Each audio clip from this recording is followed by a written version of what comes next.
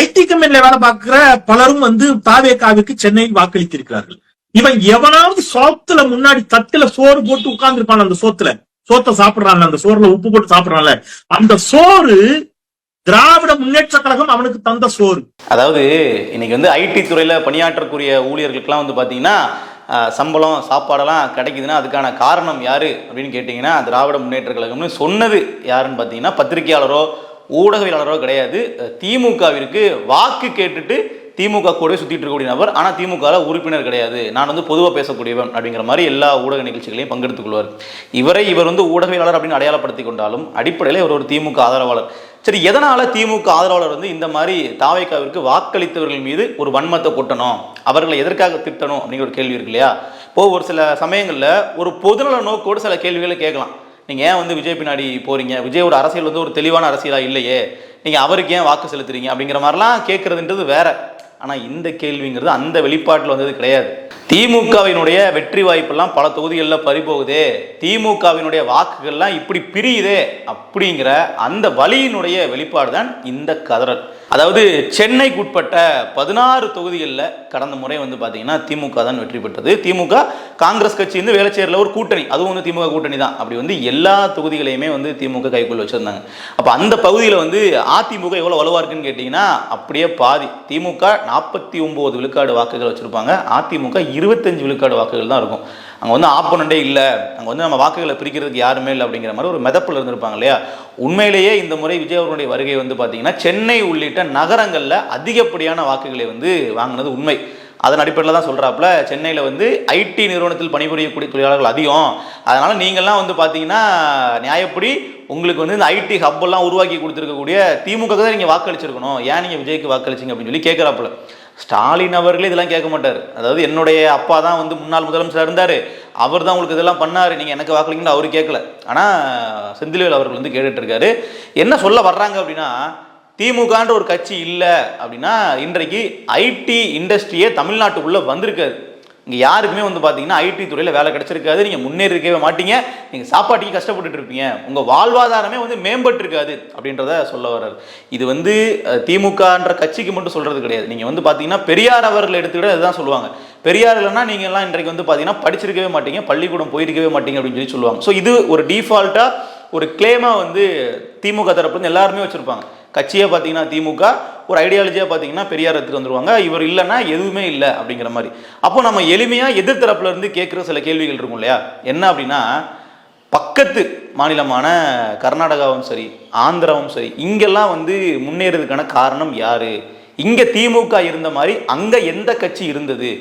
அங்கே அப்படி ஒரு கட்சி இருந்துச்சு, அவர்கள் தான் முன்னேற்றினாங்க, இல்லைன்னா பார்த்தீங்கன்னா ஊபி மாதிரி பீகார் மாதிரி ரொம்ப ரொம்ப பின்தங்கி இருந்திருப்போன்னு நீங்கள் சொன்னீங்கன்னா, இந்த மாநிலம் உள்ள கட்சிகள் கர்நாடகாவிலேயோ இல்லை ஆந்திராவிலேயோ உள்ள கட்சிகள் இது மாதிரி இதெல்லாம் நாங்கள் உங்களுக்கு ஏற்படுத்தி கொடுத்தது, இல்லைன்னா நீங்கள் இன்னைக்கு சாப்பாட்டுக்கே வழி இல்லாமல் இருப்பீங்கன்னு சொல்லி காமிச்சாங்களா அப்படின்னு பார்த்தீங்கன்னா கிடையாது. இங்கே இருக்கக்கூடிய கட்சிகள் மட்டும்தான் அது செய்யுது. அதுவும் குறிப்பாக திமுக. இன்னும் சொல்லப்போனால் தமிழ்நாட்டை திமுகவை விட அதிகமாக ஆண்டது அதிமுக. நீங்கள் எண்ணிக்கையின் அடிப்படையில் அறிஞர் அண்ணாவை விட்டுட்டு கலைஞர் தலைமையிலான திமுக அப்புறம் எம்ஜிஆர்லேருந்து அதிமுக நீங்கள் எடுத்துக்கிட்டீங்க அப்படின்னா 18 வருஷங்கள் தான் திமுகவே இப்போ வரைக்கும் ஆண்டிருக்காங்க. அதிமுக பார்த்தீங்கன்னா எம்ஜிஆர் காலத்துலேருந்து 31 ஆண்டுகள் மேலே ஆண்டாங்க. அப்போது நீங்கள் கணக்கு பண்ணி பார்த்தீங்க அப்படின்னா தமிழ்நாட்டினுடைய வளர்ச்சியோ வீழ்ச்சியோ ரெண்டுமே எடுத்துக்கங்க. தமிழ்நாடு இதை விட பெரிய அளவு முன்னேறி இருக்கலாம், இன்னும் முன்னேறலாம் அப்படிங்கிற மாதிரி சொல்கிறதா இருந்தாலும் சரி, தமிழ்நாடு மற்ற மாநிலங்களை விட பெரிய அளவு முன்னேறி இருக்குன்னு சொன்னாலும் சரி, இந்த ரெண்டுலேயுமே அதிகப்படியான பங்கை நாங்கள் கிளைம் பண்ணிக்கிறோம் அப்படின்னு சொன்னால் திமுகவை விட அதிமுக தான் அதிகமான பங்கு இருக்கு. ஏன்னா அவர்கள் அதிக முறை ஆண்டிருக்காங்க. ஆனால் அவர்கள் ஒரு நாளும் பார்த்தீங்கன்னா இப்படி வெளிப்படையாக சொல்லி காட்டிட்டு கிடையாது. இவர் செந்தில்வேல் மட்டும் கிடையாது, இதுக்கு முன்னாடி ஆர்எஸ் பாரதி என்ன சொல்வாருன்னு பார்த்தீங்கன்னா, இதெல்லாம் உங்களுக்கு பட்டியல் சமூக மக்களுக்கு நாங்கள் போட்ட பிச்சை அப்படின்னு சொல்லி பேசியிருக்காரு. அது மிகப்பெரிய சர்ச்சையை மாறிச்சு. இன்னைக்கு நீங்கள் படிக்கிறீங்க, இன்னைக்கு நீங்கள் மருத்துவராக இருக்கீங்க, நீங்கள் நீதிபதியாக இருக்கீங்கன்னா அதுக்கு நாங்கள் தான் காரணம், திராவிட இயக்கங்கள் போட்ட பிச்சை அப்படின்னு சொல்லி சொல்லுவாங்க. அப்போ லைட்டாக அதிமுக சேர்த்துப்பாங்க. இருந்தாலும் அவருடைய கிளைம் அப்படிங்கிறது திமுக தரப்புலேருந்து மட்டும்தான் வரும். இந்த எதிர் தரப்பில் உள்ளவங்க கூட அதை அந்த மாதிரிலாம் சொல்லிக்கிட்டது கிடையாது. ஸோ இதெல்லாம் பொதுமக்கள் கிட்ட எந்த மாதிரியான தாக்கத்தை ஏற்படுத்தும் அப்படின்னு பார்த்தீங்கன்னா ஒரு வெறுப்புக்கு தான் ஆளாகும். ஏன்னா உலக நாடுகளில் எல்லா இடத்துக்கும் எல்லாமே வந்துட்டு இருக்கும்போது ஒரு இயல்பாகவே ஒரு நவீனம் சார்ந்த விஷயங்கள் எல்லா மாநிலங்களுக்கும் பரவும். இன்னைக்கு நம்ம ஊபியை பார்த்து ரொம்ப பின்தங்கி இருக்குது, உத்தரப்பிரதேசம் ரொம்ப பின்னாடி இருக்குது, பீகார் ரொம்ப பின்னாடி இருக்குன்னு சொல்கிறோம். அவர்களும் ஒரு கட்டத்தில் தானாக முன்னேறுவாங்க. அங்கேயும் சில பாலிசிகள் வந்து மாறும். ஆனால் அதெல்லாம் மாறுறதுக்கு காரணமாக ஒரு சில கட்சிகள் ஒரு சில நபர்கள் வந்து முன்னெடுப்பு எடுத்திருப்பாங்க. அதெல்லாம் இல்லைன்னு மறுக்கவே இல்லை. அவர்களுக்கான கிரெடிட்ஸ் அப்படிங்கிறது கொடுக்க வேண்டியதுதான். ஆனால் நாங்கள் தான் எல்லாம், நாங்கள் இல்லைன்னா எதுவுமே இல்லை அப்படிங்கிற மாதிரி. இப்போ இதை வெளிப்படையாக சொல்லணும்னு வச்சுக்கோங்களேன். இப்போ வந்து மகாத்மா காந்தின்னு சொல்லி நாம் போட்டுறோம். இப்போ அவர் இல்லை அப்படின்னா இந்தியா இப்போ வரைக்கும் அடிமையாக இருந்திருக்குன்னு சொன்னால் அது எவ்வளோ முட்டாள்தனமாக இருந்திருக்கும். அவர் இல்லைன்னா அந்த இடத்துக்கு இன்னொருத்தர் வந்திருப்பார், அவருடைய காரியங்கள் செஞ்சுருப்பார், நாம் அவரை நினைவு வச்சுருப்போம். அவர் யாரும் நம்ம மறந்துடுவோம், அவர் செஞ்ச பங்குகளை நாம் வந்து மறந்துடுவோம்லாம் நம்ம யாரும் சொல்லலை. ஆனால் நீங்கள் வந்து இப்போ காந்தி இல்லை அப்படின்னா இப்போ வரைக்கும் ஆங்கிலேயர்கள் நம்மளை அடிமைப்படுத்தி வச்சுருப்பாங்கன்னு சொன்னால் அது எவ்வளோ வேடிக்கையாக இருக்குமோ அது மாதிரி ஸ்டேட்மெண்ட் தான் இது. நீங்கள் பண்ணலன்னா கூட இன்னொருத்தவங்க வந்து பண்ணியிருப்பாங்க. அதுதான் வந்து இயல்பு. சரி நாங்கள் பண்ணோம், அதனால் வந்து தமிழ்நாடு கூடுதலாக கொஞ்சம் முன்னேற்றம் அடைஞ்சது அப்படின்னு சொன்னால் கூட சரி ஓகே நம்ம ஏற்றுக்கிட்டு போகலாம். ஆனால் வந்து பார்த்தீங்கன்னா இவரோட கிளைம் எல்லாமே வந்து பொதுமக்கள்கிட்ட வெறுப்பை ஏற்படுத்தக்கூடிய வேலையாக தான் இருக்குது. இப்போ நீங்கள் நேற்று 2 தினங்கள் வந்து பார்த்தீங்க அப்படின்னா இந்த வீடியோ சமூக ஊடகங்கள் முழுக்க வைரலாக போயிட்டு இருக்கு. எல்லாருமே திமுகவிற்கு எதிரான கடுமையான ஒரு கொந்தளிப்பில் இருக்கிறாங்க. இப்படிலாம் அவங்க பேசிட்டு இருக்காங்க. எலெக்ஷனுக்கு முன்னாடி பேச வேண்டியது தானே, கரெக்டாக எலெக்ஷன் முடிஞ்சதுக்கு அப்புறம் இப்படி பேசுகிறாங்க அப்படிங்கிற மாதிரி தான் எல்லாரோட மனநிலையும் இருக்குது. நிச்சயமாக வந்து இவர்களுடைய இந்த பேச்சே வந்து எதை காட்டுது அப்படின்னா திமுகவிற்கான ஒரு பெரிய சறுக்கலை தான் காட்டுது. ஒரு பக்கம் நாங்கள் தான் ஜெயிக்க போகிறோம், பெரும்பான்மையில் ஜெயிக்க போகிறோம், எங்களுக்கு பிரச்சனையே இல்லைன்னு சொல்லி பேசுகிறாங்க. இன்னொரு பக்கம் ஏன் வந்து விஜய்க்கு இப்படி ஓட்டு போட்டிங்கன்னு சொல்லி கேட்குறாங்க. அப்போ அந்த ஓட்டு அப்படிங்கிறது உங்கள் ஓட்டை பாதிக்கலை, உங்களுடைய வாக்கு வங்கியை பாதிக்கலை அப்படின்னா இந்த மாதிரி வந்து கதறதுக்கான தேவையே இல்லாமல் போயிடும் இல்லையா? அப்போ இவர் இப்படி பேசுகிறாங்க அப்படின்னாலே நமக்கு தெளிவாக தெரிய வருது அங்கே ஏதோ ஒரு பிரச்சனை இருக்குது அப்படிங்கிறது. திமுகவினுடைய வாக்கு வங்கியில் ஒரு மிகப்பெரிய சறுக்கல் இருக்குது அப்படிங்கிறத செந்தில்வேல் அவர்களுடைய இந்த கூற்றின் மூலமாக நம்ம தெரிஞ்சுக்கலாம். இதை தாண்டி முதலமைச்சர் ஸ்டாலின் அவர்களுக்கும் சில ரிப்போர்ட்லாம் போயிருக்கு. அதை பற்றி நம்ம வந்து பேசணும். முதல்ல இந்த தேர்தலுக்கு வந்து பார்த்தீங்கன்னா எவ்வளவு ரூபாய் செலவு பண்ணியிருக்காங்க திமுக அதிமுக போன்ற பிரதான கட்சிகள் இரண்டுமே வந்து பார்த்தீங்கன்னா 15,000 கோடி 15,000 கோடி வந்து இந்த தேர்தலில் பணப்புழக்கம் நடந்திருக்கு. ஓட்டுக்கு பணம் கொடுக்கறதுக்காக. அது 500 இருக்கட்டும், 1000 இருக்கட்டும், 2000 இருக்கட்டும், ஒரு சில தொகுதிகளில் 5000 வரைக்கும் கூட போயிருக்கு இல்லையா? இப்போ நீங்கள் செந்தில் பாலாஜி அவர்களுடைய தொகுதியிலலாம் வந்து பார்த்தீங்கன்னா 5000 ரூபாய் வரைக்கும் பணம் கொடுத்ததெல்லாம் சொல்லப்பட்டுச்சு. அப்போது இந்த அளவிற்கு அதிகப்படியாக பணம் செலவு பண்ண தேர்தல் இதுதான். அதாவது இது வரைக்கும் தமிழக வரலாற்றிலேயே அதிகப்படியாக பணம் செலவு பண்ணிய ஒரு தேர்தல்னா அது இதுதான். ஏன்னா 4 முனை போட்டி, கடுமையான ஒரு கான்டெஸ்ட், அப்போ சிறிய வாக்குகளை கூட விட்டுறக்கூடாது அப்படின்றதுக்காக அதிகப்படியான பணம் வந்து எல்லா கட்சியிலும் கொடுத்துருக்காங்க. இப்போ இந்த இடத்துல ஜனநாயகம் அப்படிங்கிறது எங்கே இருக்குன்னு நம்ம தேட வேண்டியதாக இருக்குது. இந்த இடத்துல நம்ம வந்து இன்னொன்னையும் பதிவு பண்ணி ஆகணும். புதியதாக களத்திற்கு வந்த தமிழக வெற்றி கழகமும் குறிப்பிட்ட தொகுதிகளில் பணம் கொடுத்துருக்காங்க. அது வந்து இப்போ பிரபல பத்திரிகைகள் எல்லாத்துலேயுமே வந்து வெளியாயிருச்சு. எந்த தொகுதிகள் பெயரோட போட்டாங்க. எல்லா தொகுதிகளிலும் இல்லை, அதிமுக திமுகவுக்கு நிகராகவும் இல்லை, ஆனால் அவர்களும் சில தொகுதிகளில் கொடுத்துருக்காங்க அப்படிங்கிறது இப்போ வெட்ட வெளிச்சமாக இருக்குது. ஸோ அதுவும் ஒரு தவறான முன்னுதாரணம் தான். ஸோ அதையும் தாண்டி இந்த பணம் கொடுத்துருக்கிறது அதிகப்படியாக கொடுக்குறது கண்டிப்பாக ஆளும் கட்சி திமுக தான் இருப்பாங்க. அப்போ அது அவர்களுக்கு பலன் அளிச்சிருக்குமா களத்தில் அப்படின்னு கேட்டிங்கன்னா இந்த முறை வந்து நினைச்ச அளவிற்கு அவர்களால் பணத்தை களத்திற்கு கொண்டு போய் சேர்க்க முடியல.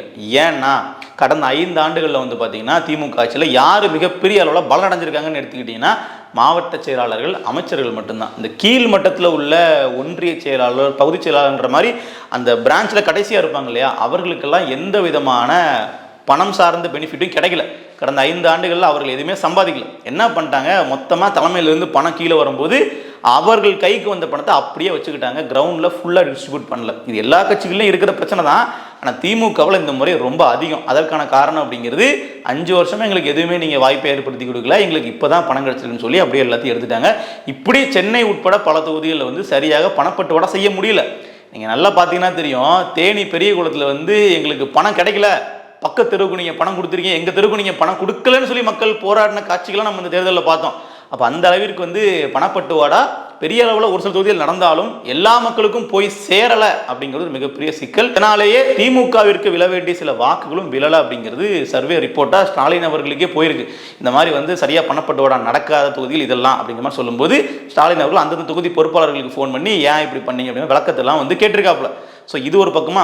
இன்னொன்று வந்து பார்த்தீங்கன்னா அந்த வாக்குகள் எந்த மாதிரி ஷிஃப்ட் ஆகுது அப்படிங்கிற விஷயம் வந்து ஸ்டாலின் அவர்களுக்கு வாக்குப்பதிவு நடந்துட்டு இருக்கும் போதே வந்து ரிப்போர்ட்டாக கொடுத்துருக்காங்க. ஏன்னா இவர் நேரடியாக வந்து பார்த்தீங்கன்னா பெண் நிறுவனத்துலலாம் போயிட்டு உட்காந்து அந்த லிஸ்ட்லாம் கேட்டிருக்காப்புல, எங்கே எவ்வளோ வாக்குப்பதிவு நடக்குது, வாக்குப்பதிவு ரொம்ப அதிகமாக நடக்குதே, நமக்கு எதுவும் பிரச்சனையான்னு கேட்கும்போது ஆமாம் தலைவரே பிரச்சனை தான் அப்படிங்கிற மாதிரி சொல்லிட்டு உடனே செந்தில் பாலாஜி அவர்களுக்கு ஃபோனை போடுறாரு. கோவையில் இந்த முறை 10 தொகுதியும் நாம தான் கைப்பற்றணும் அப்படின்னு சொல்லி டாஸ்க் உங்கள்கிட்ட நான் கொடுத்தனே, அது என்ன நடந்துருமான்னு கேட்கும்போது செந்தில் பாலாஜி அவர் என்ன சொல்லியிருக்காரு அப்படின்னா 5 தொகுதி எடுத்துட்டாலே பெரிய விஷயம் தலைவரே, கண்டிப்பாக 5 கிடைக்கும் நான் நம்புகிறேன் அப்படிங்கிற மாதிரி அவர் ரிப்போர்ட் வந்து கொடுத்துருக்காப்புல. அது உண்மையானு தெரியாது. ஏன்னா எப்பவுமே அவங்க அதிகமாக தான் சொல்லுவாங்க இல்லையா. ஸோ அதே மாதிரி வந்து ஒட்டுமொத்தமாக தமிழ்நாடு முழுக்க எவ்வளவு தொகுதிகள் நம்ம வெற்றி பெறுவதற்கான வாய்ப்பு இருக்குது அப்படின்னு கேட்கும் பொழுது தனிப்பெரும்பான்மையோட திமுக மட்டுமே ஆட்சி அமைப்பதற்கான சாத்தியக்கூறுகள் சற்று குறைவாக தான் இருக்கு. ஆனால் நம்ம வெற்றி பெறுவதற்கான வாய்ப்பு இருக்கு தலைவரே அப்படிங்கிற மாதிரி தான் அவர் வச்சிருந்த அந்த ஒரு டீமே சொல்லக்கூடிய விஷயமா இருந்திருக்கு. இது ஏன் வந்து ஸ்டாலினை ஒரு அதிருப்திக்குள்ளாக்கி இருக்கு அப்படின்னு பார்த்தீங்கன்னா, சில நாட்களுக்கு முன்னாடி வரைக்கும் நாம தான் பெரும்பான்மை தொகுதியில் வெற்றி பெற போறோம், நமக்கு தான் களம் ரொம்ப சாதகமாக இருக்குன்னு சொல்லிட்டு வந்தவங்கலாம் அப்படியே ரிப்போர்ட்டை கொஞ்சமாக மாற்றும் போது அவருக்கு ஒரு கலக்கம் இருக்குது. இந்த மாதிரி தான் அப்போ வந்துச்சுன்னா நம்ம எப்படி வந்து வரலாறு படைக்கிறது? ஏன்னா இப்போது திமுக வந்து 2வது முறை ஆட்சிக்கு வருது அப்படிங்கிறது வரலாற்றிலே இதுதான் முதல் முறை. அப்போ வந்து அந்த வரலாற்று பெருமைக்குரியவராக நான் இருக்கணும் அப்படின்னு சொல்லி ரொம்ப ஸ்டாலின் விருப்பப்படுறாரு. ஸோ கிட்டத்தட்ட அவர் எடுத்த ரிப்போர்ட் அவருக்கு சாதகமாக வந்திருந்தாலும் அவர் நினைச்ச அளவிற்கு ஒரு பெரும்பான்மையோட வரல. ஏன்னா 200 தொகுதிகள் ஜெயிக்கணும் அப்படிங்கிறது தான் ஆரம்பத்திலேருந்து வச்சிருந்த ஒரு மெகா திட்டம். அதுக்காக தான் இவ்வளோ பண்ண செலவு பண்ணி இவ்வளோ தூரத்துக்கு வந்து பார்த்தீங்கன்னா புதிய பேரில் ஏற்கனவே இருந்த பழைய திட்டங்களை கேன்சல் பண்ணிட்டு கூட அதை ஒரு புது பேரில் கொண்டு வந்து தனக்கான விளம்பரமாக பண்ணிக்கிட்டாரு. இந்த உங்களுடன் ஸ்டாலின், ஓரணியில் தமிழ்நாடு, இப்படி எக்கச்சக்கமான சொல்லிட்டே போகலாம். கடைசி கட்டத்தில் வந்து அவ்வளோ தூரம் வந்து அரசாங்கத்தினுடைய பெயர்லேயே கேம்பெயின் பண்ணிக்கிட்டாங்க கட்சிக்கு. அந்த அளவிற்கு பண்ணியுமே வந்து இவ்வளவு தானா? நீங்கள் யூடியூப்பை திறந்து பார்த்தீங்க அப்படின்னா ஸ்டாலின் அவரோட ஆடு இல்லாமல் இருக்கவே இருக்காது. அது பாஜக காரங்க போடக்கூடிய வீடியோவாக இருந்தாலுமே ஸ்டாலினோட முகம் அதில் வந்துடும். அந்த அளவிற்கு வந்து கோடிகளை இறச்சி விளம்பரம்லாம் படுத்தினாங்க.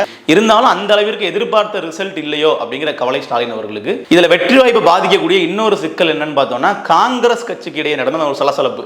அதாவது ஆரம்பத்திலிருந்தே ராகுல் காந்தி, ஸ்டாலின் அவர்கள் 2 பேரும் ஒரே மேடையிலே வந்து ஏறலை. அதனாலேயே தொண்டர்கள் வந்து 2 பேரும் ஒன்றா வேலை பார்க்கலன்றது ஒன்று.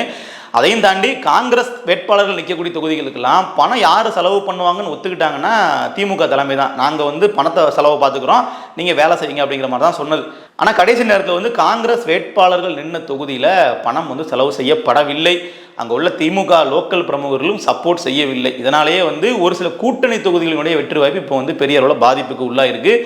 ஸோ ஒட்டுமொத்தமாக பார்க்கும் பொழுது சென்னையிலேயே வந்து திமுகவுக்கு மிகப்பெரிய அளவில் வாக்கு வங்கி அடி வாங்குறதுக்கு காத்திருக்கு அப்படிங்கிற மாதிரி தான் தெரிய வருது. அங்கே நமக்கு ஆப்போனண்ட் இல்லை அப்படிங்கும்போது விஜயனுடைய ஃபேக்டர் உண்மையிலேயே டிஎம்கேவை சென்னையில் வந்து ரொம்ப அதிகப்படியான அளவில் தாக்குதலுக்கு உள்ளாக்கியிருக்கு. நீங்கள் நல்லா பார்த்துக்கிட்டிங்கன்னா கமல்ஹாசன் அவர்கள் இதை தான் பண்ணார். ஆனால் கமல்ஹாசன் அவர்கள் 10 விழுக்காடு வாக்கு சென்னையில் வாங்கினார். ஒட்டுமொத்தமாக தமிழ்நாடு முழுக்க அவர் வாங்கிய வாக்குகள் அப்படிங்கிறது கிட்டத்தட்ட 2.5 விழுக்காடு தான். ஆனால் சென்னையில் மட்டும் அவர் வாங்கிய வாக்குகள் அப்படிங்கிறது 10. அப்போது ஒரு நடிகர், ஒரு பிரபலமான பிம்பம் அப்படின்னா ரூரல்லையும் அர்பன்லையும் எவ்வளோ டிஃப்ரென்ஸ் இருக்கும், கிராமப்புறங்கள்லையும் நகரப்புறங்கள்லையும் எவ்வளோ டிஃப்ரென்ஸ் இருக்கும் அப்படிங்கிறத கமல்ஹாசனே ஒரு எடுத்துக்காட்டு. ஸோ விஜய் அவர்கள் கிராமப்புறங்களில் கண்டிப்பாக சென்னை மாதிரியா அதிகப்படியான வாக்குகளை வாங்க மாட்டார். ஆனால் கிராமங்களில் எவ்வளோ வாக்கு வாங்குறாரோ அதை விட பல மடங்கு நகரங்களில் வாங்குவார் அப்படின்றதுக்கு கமல்ஹாசனே சிறந்த உதாரணம். அது விஜய்க்கும் தான் அப்படியே திருப்பி நடக்க போகுது. ஸோ அந்த அளவிற்கு இப்போ நகரங்கள் அதிகமாக வாக்குகள் வாங்கும்போது அது திமுகவினுடைய வெற்றி வாய்ப்பை பாதிக்கும். இப்போ ஒரு 10 விழுக்காடு வந்து வாக்கு விஜய் வாங்குறாருன்னா அது பெரிய அளவில் ஸ்பாய்லராக தான் இருக்குமே தவிர வெற்றி வாய்ப்பை மாற்றுற மாதிரியோ இல்லை 2 அணிகளுக்கு இடையே வந்து ஒரு பெரிய மாற்றத்தை ஏற்படுத்தாது. ஆனால் அது ஒரு 20 விழுக்காடுக்கு மேலே போகுது, அதுக்கும் மேலே போகுது அப்படின்னா அது வந்து வெற்றி வாய்ப்பே வந்து மாற்றுறதுக்கான வாய்ப்புகள் இருக்குதா சொல்கிறாங்க. இன்னும் ஒரு வார காலம் தான் இருக்குது, தேர்தல் முடிவுகள் வெளியேறும். அதுக்கப்புறமா வந்து நமக்கு தெளிவாக விஜய் அவர்கள் எந்த பகுதியில் யாருடைய வாக்குகள் வந்து உடைச்சிருக்காரு, எடுத்திருக்காரு, வெற்றி வாய்ப்பில் எந்த அளவுக்கு மாறி இருக்கு அப்படிங்கிறத நமக்கு விலாவரியாக பார்க்க முடியும். எது எப்படி இருந்தாலும் திமுகவினுடைய அந்த ஒரு கூடாரம்னு இருக்கு இல்லையா, ஸ்டாலின் அவர்களிலிருந்து கடைக்கோடி பொறுப்பாளர் வரைக்குமே வந்து பார்த்தீங்கன்னா ஒரு அச்ச உணர்வில் தான் இருக்கிறாங்க. அதனுடைய வெளிப்பாடு வந்து தமிழக மக்களே வந்து குறை சொல்கிறது, பொதுமக்கள் பக்கமே திருப்பி விட்டுறது. நீங்கள் வந்து நன்றி இல்லாமல் பண்ணிட்டீங்க, உங்களுக்கு எவ்வளவோ பண்ண அரசுக்கு நீங்கள் வந்து ஓட்டு போடாமல் விட்டுட்டீங்க அப்படிங்கிற மாதிரி மக்களை வந்து கடிந்து கொள்ளக்கூடிய விஷயங்கள். ஆனால் இவர்கள் நேர்மையாக தாங்கள் அறிவித்த திட்டங்கள் படி அதை சொல்லி மக்கள்கிட்ட ஓட்டு கேட்டாங்க அப்படின்னு பார்த்தீங்கன்னா இல்லை. பலாயிரக்கணக்கான கோடியை இறக்கி மக்களை விலைக்கு வாங்க பார்த்தவங்க தான் மக்கள் வந்து நேர்மையாக இல்லை, மக்கள் வந்து நேர்மையாக எங்களுக்கு வந்து ஓட்டு போடலன்னு சொல்லி புலம்புறாங்க. ஸோ இதற்கெல்லாம் முடிவு நமக்கு மே 4ஆம் தேதி தெரியும். நன்றி.